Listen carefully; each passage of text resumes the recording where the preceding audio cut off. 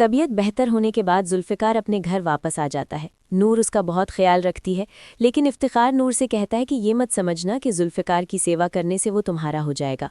मैं बहुत जल्द तुम्हें उसकी ज़िंदगी से निकाल दूंगा। ये सुनकर नूर सीधे जुल्फ़िकार के पास जाती है और कहती है कि आपके घर में कोई मुझे पसंद नहीं करता, तो आपने मुझे यहाँ क्यों रखा है? मुझे जाने दे। जुल्फ़िकार कहता है कि अगर तुम यही चाहती हो तो मैं तुम्हें आज़ाद कर देता हूँ। वो अपनी अम्मी से कहता है कि नूर की फुफ्फो को कॉल करें और उन्हें बुला लें, क्योंकि नूर यहाँ नहीं रहना चाहती। जुल्फ़िकार की अम्मी फ़ौरन अंजुम को कॉल करती हैं और सारी बात बताती हैं। अंजुम हैरान होकर कहती है कि हमें इस बारे में कुछ भी नहीं पता, हमने कोई धोखा नहीं दिया। वो खुद नूर से मिलने उसके घर पहुंचती है और उससे पूछती है कि क्या ये सब सच है। नूर घबरा जाती है और कहती है कि ये सब झूठ है, ज़रूर कोई गलतफहमी हुई है। अंजुम कहती है कि अगर ऐसा है तो वो खुद उसे डॉक्टर के पास लेकर जाएगी। वो नूर को लेकर अस्पताल जाती है, जहां सारा सच सामने आ जाता है। घर वापस आकर अंजुम जुल्फ़िकार और उसकी माँ से कहती है कि आप लोगों को गलतफहमी हुई थी, डॉक्टर की बात सच नहीं थी और नूर बिल्कुल बेगुनाह है।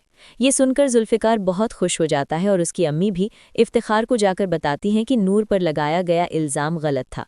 इफ्तिखार ये सुनकर गुस्से से भर जाता है और चिल्लाता है कि इतनी मुश्किल से मैंने ये प्लान बनाया था और जुल्फ़िकार उसे तलाक देने तक तैयार हो गया था, लेकिन तुमने सब कुछ खराब कर दिया।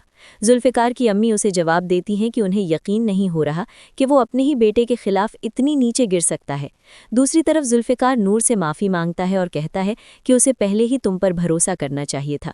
इसके बाद वो नूर के साथ फिर से मोहब्बत और भरोसे के साथ रहने लगता है और नूर भी उसका पहले से ज़्यादा ख्याल रखती है। लेकिन इफ्तिखार और सालार को ये सब बिल्कुल बर्दाश्त नहीं होता। जब इफ्तिखार को पता चलता है कि सालार भी नूर का दुश्मन है, तो वो उससे संपर्क करता है और कहता है कि हम दोनों का मकसद एक ही है, तुम नूर को बर्बाद करना चाहते हो और मैं उसे अपने बेटे की ज़िंदगी से निकालना चाहता हूँ। इसके बाद दोनों मिलकर नई साजिशें रचने की कोशिश करते हैं। उधर मारिया का किरदार भी अजीब ही नजर आता है। इतनी बेइज्जती के बाद भी वो जुल्फ़िकार के पीछे लगी रहती है और अस्पताल तक गुलदस्ता लेकर पहुंच जाती है। ऐसा लगता है कि इस किरदार को सिर्फ कहानी को लंबा खींचने के लिए रखा गया है।